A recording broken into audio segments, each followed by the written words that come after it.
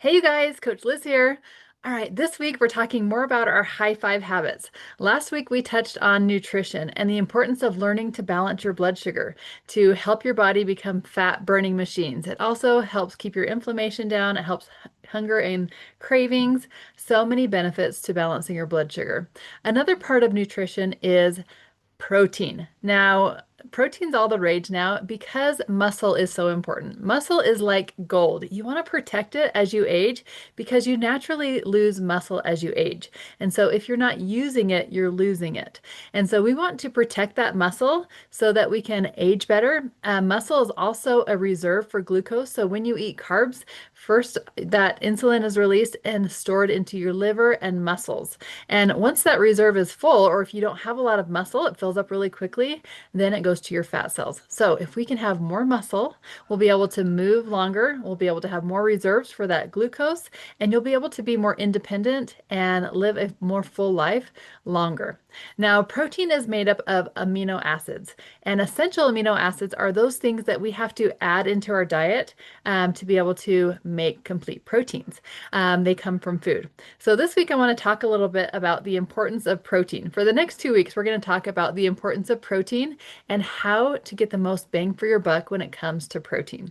Now, protein is one of those essential macronutrients that we have to have for healthy bones and muscle.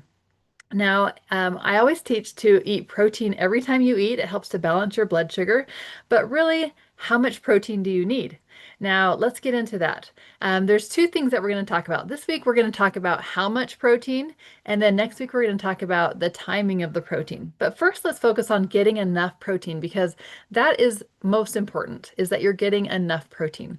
I always tell people you want to shoot for at least 100 grams of protein a day. That's like the minimum to preserve your muscle so you're not losing muscle, especially as you lose weight. It's very common to lose muscle. Now, with our program, it's proven to protect at least 98% of your lean muscle, which is amazing for weight loss. The way that you do that is getting the right amount of protein. So if you get at least 100 grams of protein, then you're probably at least preserving your muscle. Now, if you want to build muscle, you need more than that. Especially if you are a woman over the age of 45, you want to get more protein because as you go through hormone changes and menopause, your body needs more protein as the estrogen levels go down. So, shoot for at least 100 grams of protein.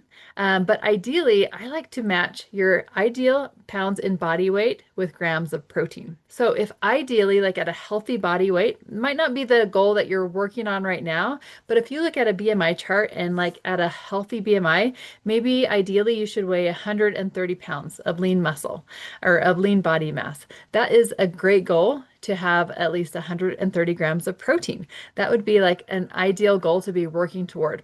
So especially men, they need more protein. So if you can be working on getting more protein in your diet and trying to get at least 100 grams of protein, you will be golden if you can get that habit down. Now, of course, if you're doing one of the Optavia programs, it's all done for you. You just make sure you get the right amount for that lean and green meal. All the rest of the day, all of the fuelings are already portion controlled with the right amount of protein you need to hit that goal for the day. So here is your challenge today. Every time you eat, I want you to ask, what protein am I getting? If you're eating a fueling, great, you've got protein. If you're choosing something on your own, it might be lean meats. So lean pork, beef, chicken, fish, all of that. Eggs are a great source of protein. Also, you can get great dairy products for protein. So Greek yogurt. Compare a regular yogurt to a Greek yogurt. You'll see how much more bang for your buck you're getting by buying Greek yogurt. So Greek yogurt, cottage cheese, low-fat cheese, eggs, even low-fat milk, has protein. So looking for things that have protein. Also, depending on what plan you're on, you might be incorporating some beans, other sources of protein like that. Even vegetables have some protein, but trying to find those good sources of protein every time that you eat.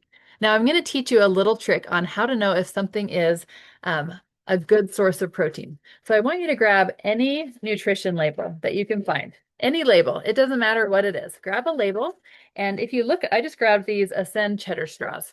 So on the label, I want you to look at the protein. So these snacks have 25 grams of protein. That's a great source of protein. You know how I know? You add a zero to the end of that number, so 250. Now you want that number, once you add a zero of the protein, to be greater or equal to the calories. So this has 220 calories in the bag of cheddar straws. But if I add a zero to the protein, that's 250. That is greater than 220. So I know this is a high source of protein food. So a lot of things that you'll be able to look at and be able to tell if this is this a good choice, and you'll be able to make that choice if that's high protein or not. So every time I eat, I try to eat high protein. It doesn't have to be super high. It could just be like equal to or similar to the calories. So if you look at, for example, an egg has 6 grams of protein and usually about 90 calories. So you can tell by adding a zero to that 6, that's less than the calories. So that's not actually a high source of protein. So a way you can kind of make that high protein is you can add a little bit more egg whites to a regular egg. You could add cottage cheese to a regular egg, and that would increase the protein for the calorie ratio. So as you're looking at things today, I want you to look at the label and choose high protein things. Now, this will help you even as you go out to eat. Let's say that you are going to order a salad, and the salad has 40 grams of protein. I'll know that I want that salad to be at least 400 calories or less for that to be a high protein choice.